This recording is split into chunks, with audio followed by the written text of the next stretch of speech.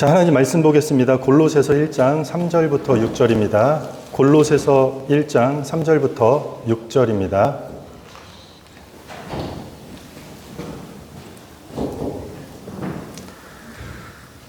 신약 성경 골로새서 1장 3절부터 6절, 저와 여러분들이 한 절씩 교독하겠습니다. 우리가 너희를 위하여 기도할 때마다 하나님 곧 우리 주 예수 그리스도의 아버지께 감사하노라.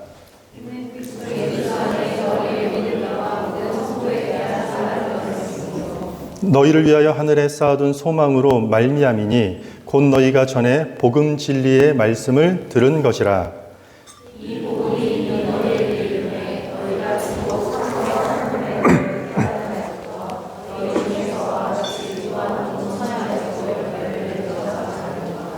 아멘. 자, 오늘 말씀 제목은 그로잉업, 자라나다, 성장, 이런 뜻이죠. 그로잉업이라는 주제로 하나님 말씀을 함께 나누도록 하겠습니다. 오늘이 1월 1일이죠. 2023년 새해가 밝았습니다. 여러분들 새해가 되면 인사 어떻게 하죠? 어떻게 합니까? 새해 복 많이 받으라고 인사를 하는데, 우리 그리스도인들이 구하는 복은 어떤 물질적 개념이 아니라 가치적 개념의 복을 구하는 것입니다. 그래서 하나님의 인도하심으로 우리가 감사드리고 또 복음의 열매를 맺는 삶이 진정한 복이라고 우리는 할 수 있습니다. 그런 의미를 담아서 우리 앞뒤 좌우에 있는 사람들에게 한번 우리 새해 인사해 볼까요? 새해 복 많이 받으세요.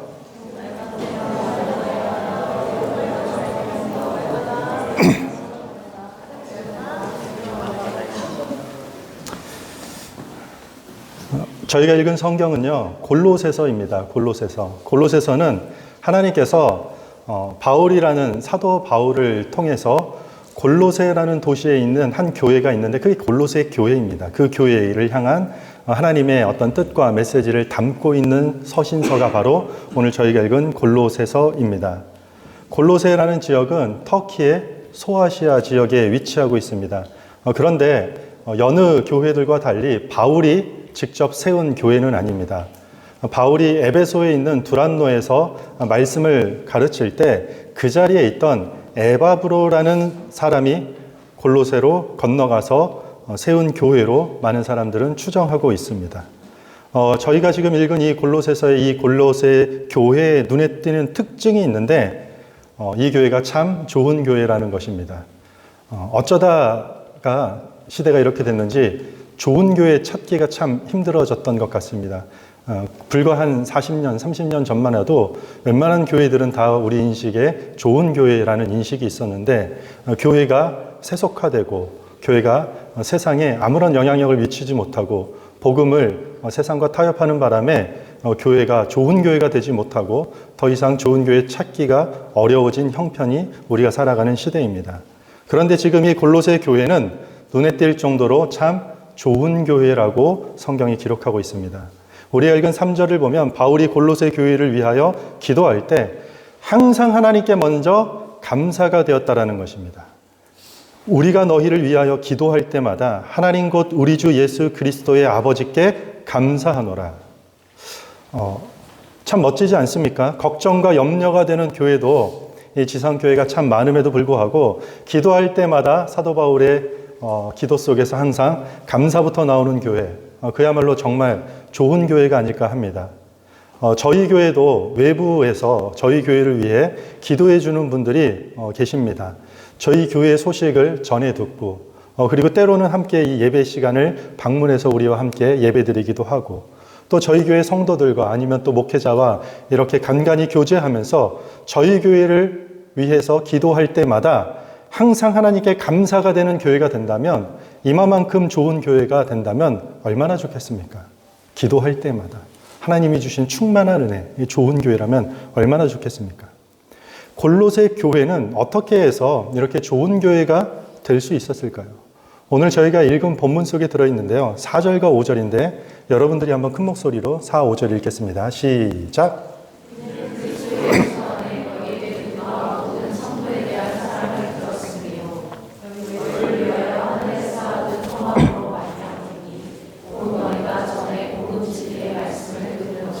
아멘.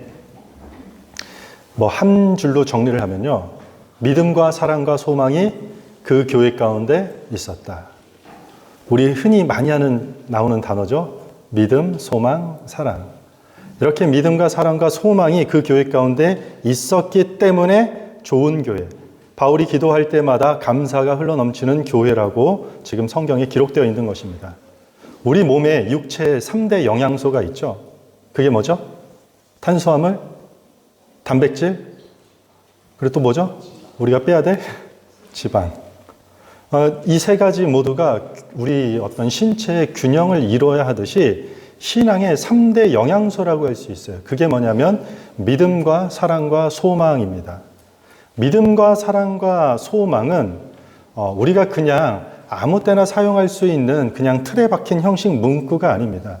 이 각각의 단어들, 믿음, 사랑, 소망 이런 단어들은 모든 그리스도인들의 삶에 아주 중요한 위치로 들어오는 내용들입니다. 믿음과 사랑과 소망은 마치 삼겹줄처럼 하나로 결성되어서 성경을 읽으면 창세기부터 계시록까지 성경 전체를 관통하면서 그리스도인의 삶에 가장 중요한 덕목들이 있는데 그것이 믿음과 사랑과 소망이라고 이야기하고 있는 것 같이 이 아주 중요한 덕목들 중에 하나라고 할 수 있습니다.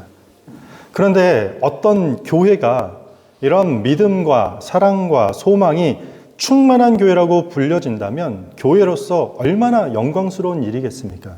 지금 골로새 교회가 그렇게 칭찬받고 있고 그렇게 사도 바울을 통해서 불리우고 있다는 것이요. 믿음, 여러분들 믿음이 무엇입니까?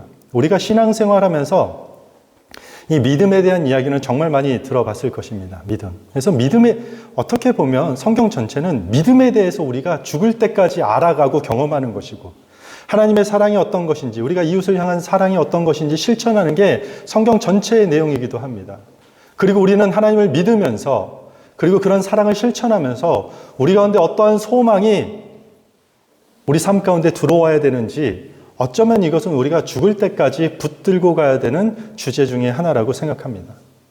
그럼에도 불구하고 믿음이라고 물어보면 여러분들 뭐라고 대답하겠습니까? 우리가 믿음을 말할 때 사실 가장 중요한 것은요, 대상이에요. 뭐라고요? 믿음의 대상이에요. 우리는 비행기를 탈 때 비행기를 믿고 탑니다. 우리가 비행기를 탈 때 여러분들이 비행 어떤 조정법과 정확한 항로와 비행기가 어떻게 비행하는지 기술적인 측면들을 다 배우고 이해하고 비행기에 탑승하는 것은 아닙니다. 그 비행기와 관련된 조종사를 비롯한 모든 비행기를 믿고 타는 것입니다. 신앙생활도 마찬가지입니다. 믿음의 대상은 명확하게 하나님이어야만 하는 것입니다. 믿음의 대상이 누구여야 된다고요? 하나님. 그런데 우리가 믿음이라고 말하고 그 하나님을 믿는다라고 말은 하지만 사람 관계 때문에 삶이 나락으로 떨어지는 경험을 하고 있다면 그것은 사실 믿음의 대상이 사람에게 있었기 때문인 것입니다. 만약에 우리가 신앙생활 함에도 불구하고 돈 문제로 어렵고 힘든 일은 있을 수 있겠죠. 그런데 인생의 삶이 송두리째 흔들리고 있다면 우리 믿음의 대상이 하나님이 아니라 물질에 두고 있기 때문이라는 것이에요. 우리 그리스도인은 철저하게 믿음의 대상이 하나님이어야만 하는 것입니다.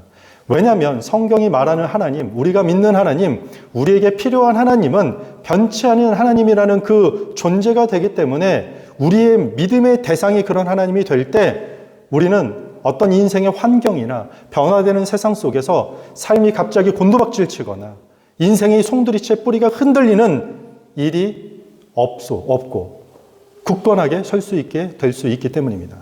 그래서 믿음은 그 대상을 하나님으로 온전히 신뢰해야 한다는 것이 아주 중요한 핵심이 되는 것입니다. 그래서 여러분들 믿음하면은 여러 가지가 있겠지만 믿음의 대상이 하나님이다. 이렇게 생각하는 게 가장 중요하다고 생각됩니다. 하나님을 그렇게 믿음의 대상으로 온전히 하는 우리의 믿음은 자연스럽게 우리의 시선과 우리의 손길을 어떤 사람들에게 향하게 됩니다. 믿음은 다시 사람들을 향하게 합니다. 사람을 사랑하는 걸로 우리를 이끄는 것이 바로 이 믿음이라는 것입니다. 사랑. 오늘 우리가 읽은 본문 4절을 보면요. 모든 성도에 대한 사랑이라고 쓰여 있습니다.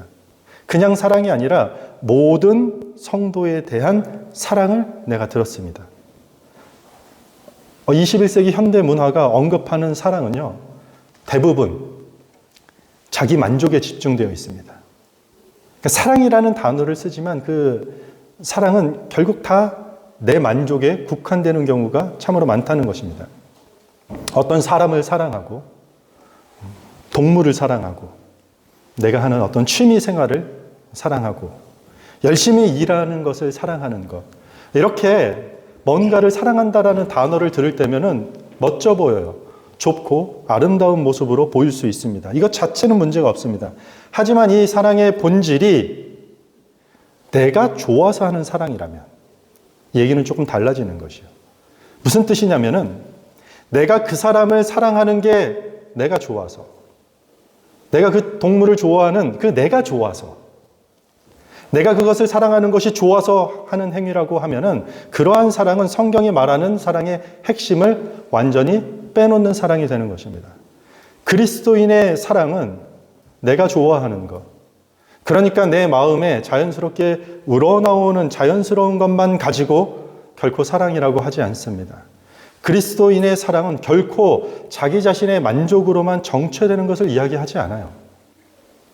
때론 내가 좋아하지 않더라도, 때론 내 마음에 그렇게 감동적으로 동기부여가 되지 않는 일이라 할지라도 우리의 믿음의 대상인 하나님께서 오래전부터 뜻하시고 계획하신 일이라면 내가 원치 않아도 베푸는 사랑, 내 마음에 동하지 않아도 섬기는 것이 진짜 사랑이라고 성경은 말하고 있는 것이요. 이렇게 얘기하면 사랑도 결국 그 대상은요, 사람이에요.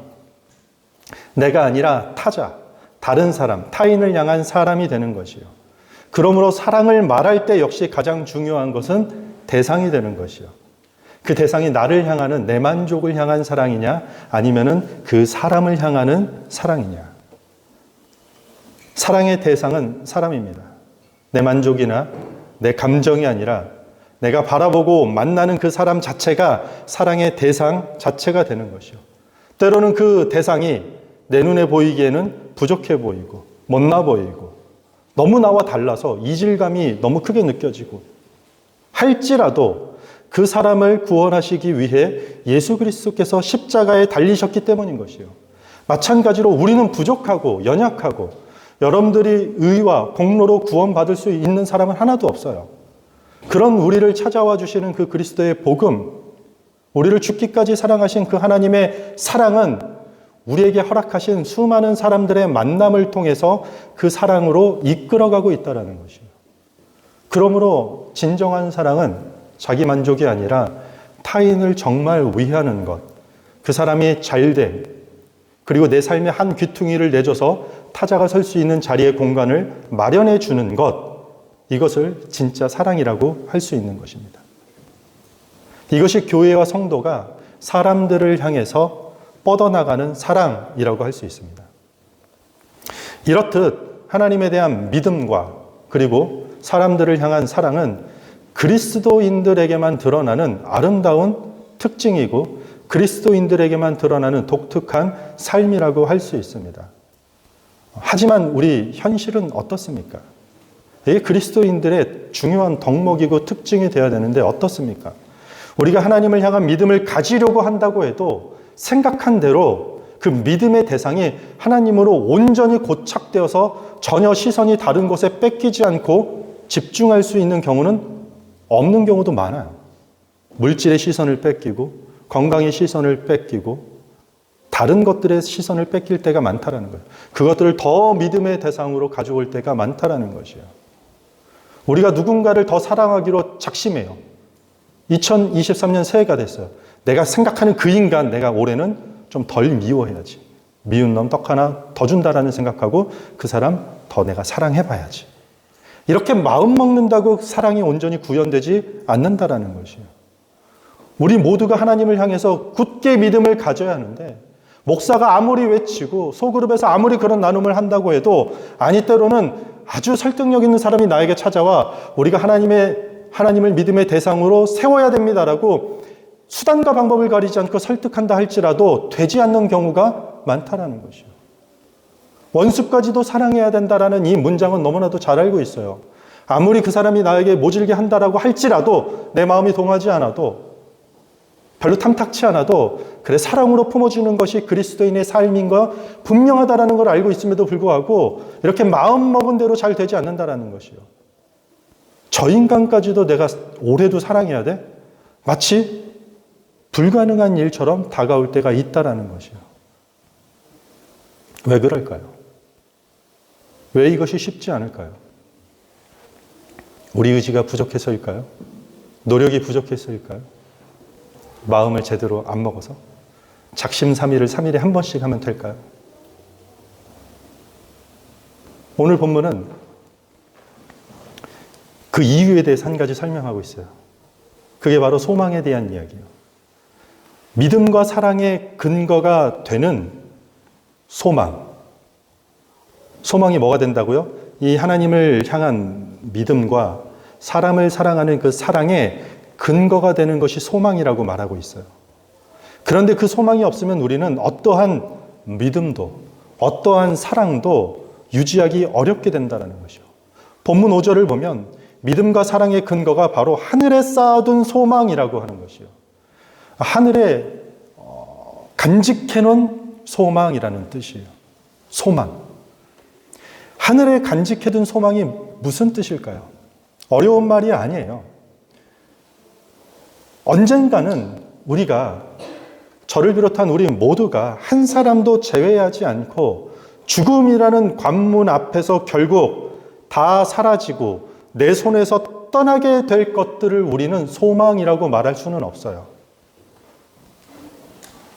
하지만 육체의 죽음을 언젠간 우리가 지나서 영원이라는 그 상태의 존재로 들어가게 되는 성경이 말하고 있는 그 구원이라는 영원한 소망이 있다면 우리가 하나님을 믿음의 대상으로 평생 살아가야 되는 그 믿음과 그리고 원수까지도 사랑해야 된다라는 그 사랑이라는 실천은 비록 불가능할 것 같지만 가능한 일로 변하게 된다라는 것이요. 무엇 때문에요? 영원한 소망이 우리 가운데 심겨지게 되면 내용이 달라진다는 것이요. 왜 우리가 믿음의 대상을 하나님으로 온전히 삼지 못하고 왜 우리가 이웃을 알량한 그 사랑 실천하는 것, 가족, 친구조차도 분노하지 않고 사랑으로 대하는 것이 이렇게 어렵냐? 오늘 성경은 그 근거가 우리가 하늘의 소망을 두고 있지 않기 때문이에요. 이 땅에 언젠간 사라질 내 욕심과 내 만족과 내 계획과 우리만의 플랜 A, B, C, D 작년에 유행했던 그 삶의 가치, 방식들 여기에 소망을 두고 있기 때문에 더 이상 하나님을 신뢰의 대상으로 더 이상 하나님의 사랑으로 누군가를 사랑하기에는 턱없이 어려워지는 상태에 놓이게 된다는 것이죠. 뭐가 부족해서요? 하늘에 쌓아둔 소망 때문이라는 것이죠. 그리스도인이 소망을 갖는다라는 것은요, 어떠한 어려움과 유혹에도 흔들림 없이 확실한 목표를 가지고 마치 AI같이 입력되어 있는 대로 설정하고 살아가는 것을 말하는 게 아니에요.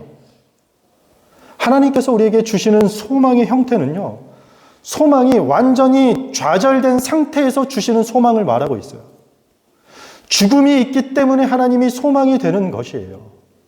죽음 이후에 우리가 맞이하는 하나님이 계시기 때문에 우리는 소망이라는 단어를 교회 가운데, 믿음 생활 가운데 희망차게 외칠 수 있는 것이에요.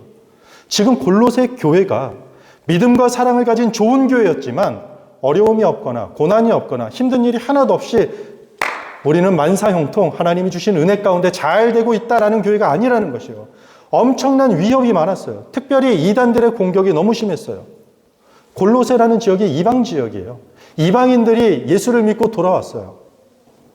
이단의 미혹은 이들은 유대인의 전통도 모르고 아무 율법도 몰라요. 이단들이 와서 휩쓸면은요, 그 미혹은 교회를 마구마구 흔들 수 있는 강한 원인이 되었다는 것이요. 비록 복음으로 교회가 세워졌지만 계속해서 어떤 소망을 갖기 아주 어려운 상황들이 이 교회도 존재했다는 것이에요. 인간의 능력이 크다면 하나님은 일하실 필요가 없어요. 여러분들이 전지전능하다면 여기 앉아있을 이유가 없어요. 내가 원하는 대로, 원하는 시기에 모든 것을 이룰 수 있다. 비단, 죽음까지도 내 한 손으로 컨트롤할 수 있다. 여기서 당장 나가셔야죠. 그런 분들은. 앉아있을 필요가 없어요. 인간이 할 수 있다면 하나님의 소망은 우리 가운데 필요가 없다라는 것이에요. 이 목사도요, 어떻게 목회하느냐 되게 중요한 것 같아요. 사람을 모으고 즐겁게 노는 공동체 만든다면 저는 그거 잘할 수 있어요. 노는 걸 좋아하고 사람을 좋아하니까. 근데 하지만 오늘 성경이 이야기하는 하나님을 향한 믿음과 그리고 각각의 성도들이 이웃을 향한 사랑으로 여러분들을 인도해야 된다는 것은 제 능력으로 할 수가 없어요. 단 한 명도 그렇게 만들 수가 없어요. 저 하나도 그렇게 살아가기가 벅차기 때문이에요. 어떻게 다른 사람들을 그렇게 가르치고 안내할 수 있겠냐 말입니까? 그런 일은 하나님만 할 수 있는 것이에요. 그래서 목회도요, 하나님만 붙들지 않으면 목회도 다 병들게 돼 있는 것이에요. 내가 가지고 있는 능력과 내가 가지고 있는 재능을 하나님이 어떻게 적재적소에 사용하실까, 그리고 하나님이 이루실까가 핵심이 되어야 되는데 내가 그것들을 가지고 할 수 있다. 다 병들어 죽게 된다는 것이요. 우리가 하나님을 굳게 믿고 원수까지도 우리가 넉넉한 마음으로 사랑할 수 있게 된다면 그 근거는 바로 우리가 감히 소망할 수 없는 것을, 그것을 하나님께서 주시기 때문이라는 것이요. 어떻게 그런 훌륭한 믿음을 가지셨습니까? 아니, 어떻게 그렇게 사랑을 실천하십니까? 하늘의 소망이 아니면 불가능한 것들이요. 그래서 그 누구도 하나님을 향한 믿음 앞에 사람들을 향한 사랑을 죽기까지 실천하는 그 사랑의 실천들 앞에서 자기 자신을 드러낼 수 없게 되는 것이요. 왜냐하면 그 모든 것들은 하늘로부터 오는 소망이 가능케 하기 때문이라는 것이요. 성경에서 소망을 가장 자주 크게 외치던 시대가 언제입니까? 구약 성경에 보면 이스라엘 나라가 망하고 바벨론으로 다 포로로 끌려가게 된 바로 그 순간에 성경은 가장 강력한 소망의 메시지를 수많은 선지자들을 동시대에 보내서 외치고 있다는 것이요. 그때부터 하나님은 역사하신다라는 게 구약 성경의 이야기예요. 마치 인간의 절망을 하나님이 어느 순간 바톤 터치해가지고 소망으로 바꾸어 버리시는 것이요. 언제요? 가장 소망을 노래하기 힘든 상황에서. 골로새 교회도 소망을 붙들었던 순간은 가장 소망을 바라보기 힘든 순간이었다라는 것이요. 그러므로 하나님이 주시는 소망은, 우리가 기독교 신앙 안에서 우리가 말할 수 있는 소망은요, 신비 그 자체라고 할 수 있어요. 감히 기적이라고 말할 수 있는 것이에요. 아니, 이렇게 힘든 상황에 하나님을 향한 소망을 갖고 살아간다고? 그것이 기적이고 하나님이 주시는 소망의 신비라는 것이에요. 2023년 새해가 되었습니다. 새해가 되면 우리는 이런저런 것들, 소망하는 것들이 참 많습니다. 자기 전에 새해에는 이런 일들이 이루어지면 좋겠다. 가족들이 모여서 덕담을 해요. 너 원하는 거 뭐야? 뭐 잘하고 싶어? 소망이 뭐니? 한국에 있는 저희 조카는 새해 소망이 뭐니? 장난감을 더 많이 갖고 싶고 키즈 카페를 자주 가고 싶다고 대답하더라고요. 우리 모두가 소망하는 것들이 각자 어린아이부터 어른들까지 다 있다라는 것입니다. 그런데 과연 우리가 돌아보는 삶의 환경들이 이런 소망들을 다 일궈낼 수 있을 만큼 희망찬 소망으로 삶이 가득가득 채워져 있습니까? 그럴 만한 상황이 실제 여러분들 펼쳐져 있습니까? 그리는 소망들, 계획하는 소망들, 바라는 것들 다 100개 중에 한 90개는 이루어지겠다. 여러분들 그런 상황입니까?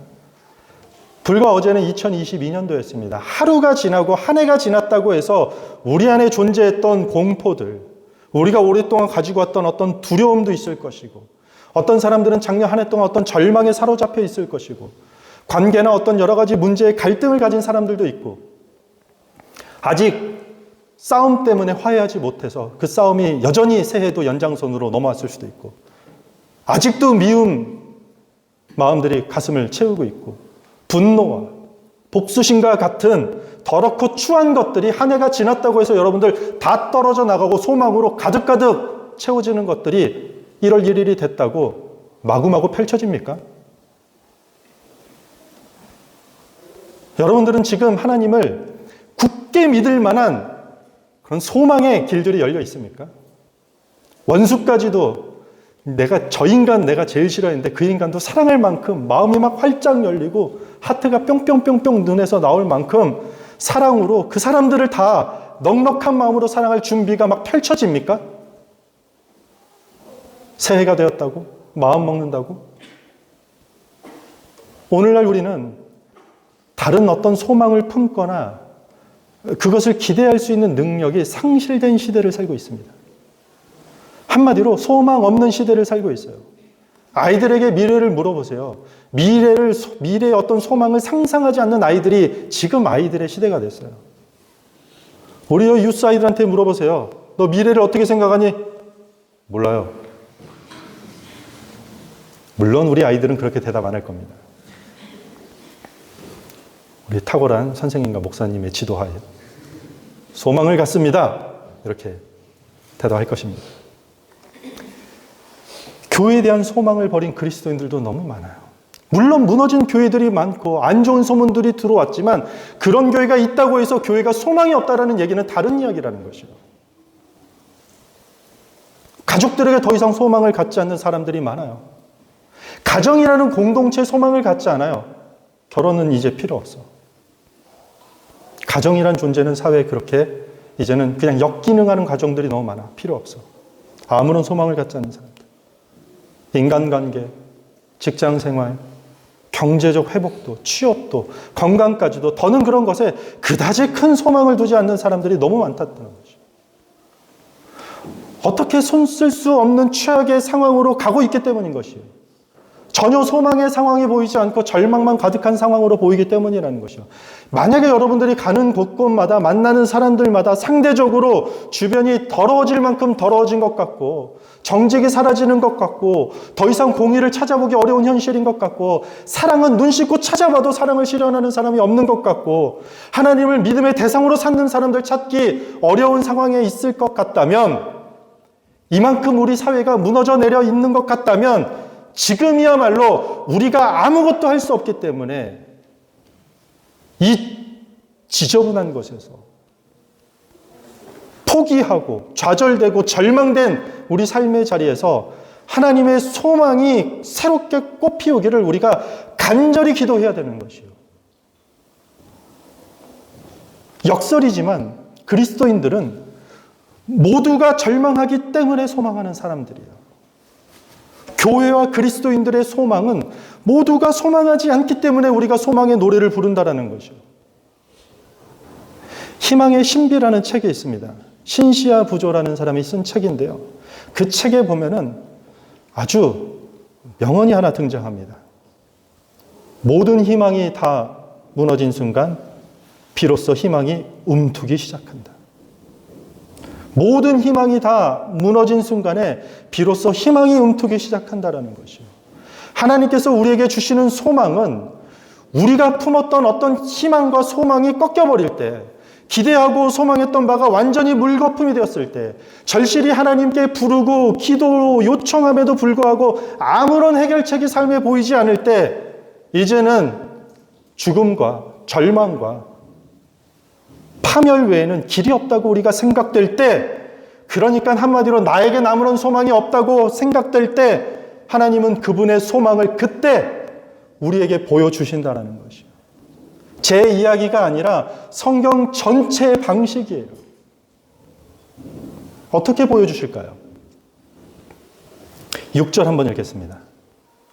함께 읽습니다. 시작. 이 복음이 이미 너희에게 이름에 너희가 듣고 참으로 하나님의 은혜를 깨달은 날부터 너희 중에서와 같이 또한 온 천하에서도 열매를 맺어 자라는도다.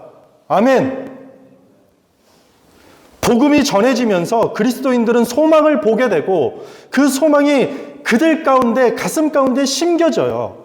복음이 전해졌다라는 것은 그 복음 안에 씨앗이 전해지는 것인데 그 열매가 소망과 믿음과 사랑이라는 것이에요. 우리 지난 3주 동안 복음에 대해서 이야기했어요. 복음. 그 복음을 말하는 것이에요.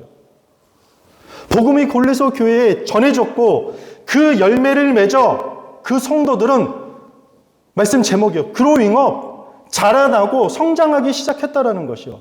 그리고 온 천하, 이 온 천하는 복음이 전해지는 그 다른 교회, 다른 지역까지도 골로새 교회처럼 열매를 맺어서 그 현장 가운데서도 그로잉업, 열매를 맺어서 막 자라나고 성장하고 있다는 것이에요.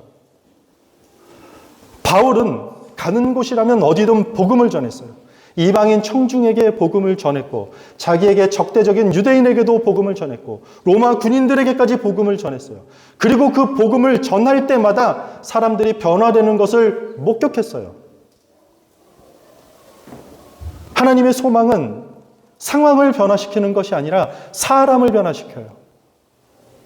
복음을 접하게 되면은요, 하나님이 여러분들의 삶을 축복의 대로로 여는 것이 아니라 그 절망 같은 삶을 소망으로 바라볼 수 있게 우리의 생각과 육안을 변화시킨다는 것이에요. 이웃에게 복음을 전하는데 여러분들 주저하지 않기를 바랍니다. 저희 교회 오기 먼 거리라면요, 다른 교회로 가라고 전하세요. 우리 교회만 교회 아니잖아요. 집 앞에 교회라도 나가라고 전하세요. 전도해서 교회로 인도하는 것은요, 그냥 우리끼리만의 멤버십을 그냥 공유하자라는 그런 개념이 아니라 그 사람이 복음을 듣고 삶의 가치관이 변화되고 이전에 없던 소망을 품게 되는 인생의 놀라운 시작점이 될 수 있다는 것이요. 여러분들이 전하는 그 복음 한마디 때문에 교회 가세요. 교회 오세요. 비빔밥 먹으러, 컵라면 먹으러 교회 오세요. 제가 청년 때 교회에서 제주 선교를 가는데 제 교회 한다는 친구한테 우리 교회에서 MT 가는데 예쁜 여자들이 많다고, 조금 예쁜 여자들이 별로 없는데 있다고 거짓말해서 데리고 갔습니다. 놀러 가는 줄 알았는데 선교 자리인 거예요. 이게 뭐냐고.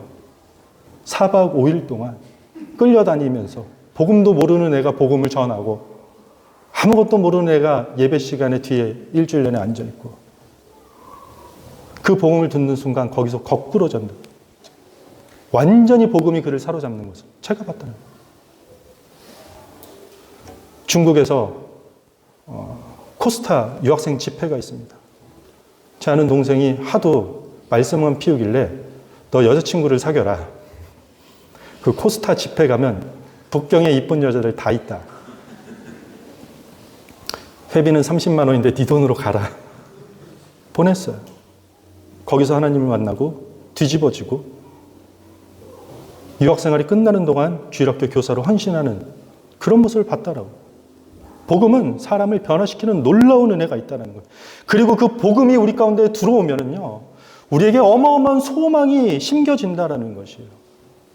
여러분들의 한마디가 그 한 사람의 인생의 소망을 갖게 하는 놀라운 계기가 될 수 있다는 것이요.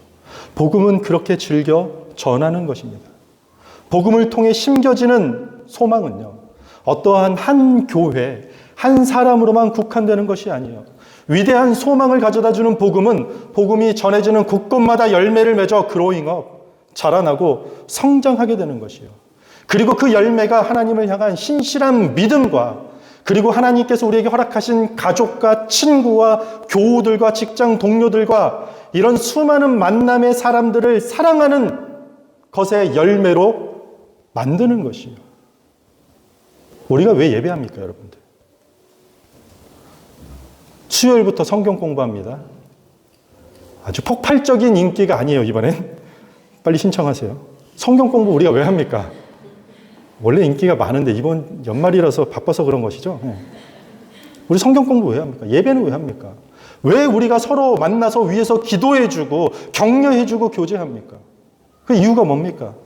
복음의 씨앗이 우리 가운데 심겨지는 과정으로 사용되기 위함인 것이에요.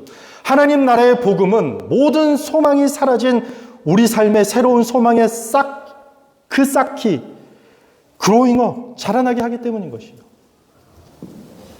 그 자라난 소망은 하나님을 향한 믿음이 다시 내 안에서 그로잉업, 자라나고 성장하게 하는 것이요. 그렇게 이끌려가게 한다는 것이요. 그래서 그 믿음이 그로잉업, 성장해 가면은요, 우리가 만나는 가정과 직장과 교회와 이웃에게 사랑을 실천할 수 있게 되는 것이에요. 우리가 이전에 안 했던 그 사랑을 베풀 때 삶의 관계 가운데 우리는요, 비로소 그로잉업, 자라나는, 성장해 나는 그리스도인으로 변화되어 가는 것이에요.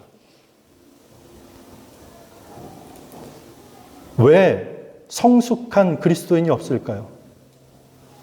하나님에 대한 온전한 소망을 품지 않았기 때문에 믿음도 시들어지고 이웃사랑에 대한 사랑도 흔들리고 결국 그것을 온전히 실천해 나가지 못하니 성장이 아니라 바닥으로 곤두박질 치기 때문인 것이요. 우리가 회복되어야 될 게 무엇일까요? 하나님 나라의 소망이라는 것이요. 그 소망이 우리 가운데 어떻게 들어온다고요? 복음이에요, 복음. 변치 않는 말씀의 복음을 통해 들어온다라는 것이요. 여러분들이 졸든지 딴짓을 하든지 때로는 상심한 마음으로 이 자리에 와서 앉아있다 할지라도요, 여기 앉아서 여러분들 하나님 말씀을요, 부족한 저 같은 사람의 입술을 통해서 전달되는 그 말씀이요, 복음이 얼마나 강력하면요, 그럼에도 불구하고 들어간다라는 것이에요. 놀라운 일이 이 자리 가운데 생기는 것이요. 디렉션 교회 아까 영상 보셨죠? 첫 영상 보이지 않았죠? 첫 영상에는요, 목회자들하고요, 우리 송혜영 집사님하고 김다비 학생 2명 앉혀놓고 예배를 드렸어요. 저희 콘도 거실에서. 그 이후에 왔던 사람들은요, 많진 않지만 그 자리에서 복음을 받아들이고 복음으로 변화되는 것을 저는 목격했어요. 우리 교회 몇 년 계셨던 분들은 다 경험했던 일이에요.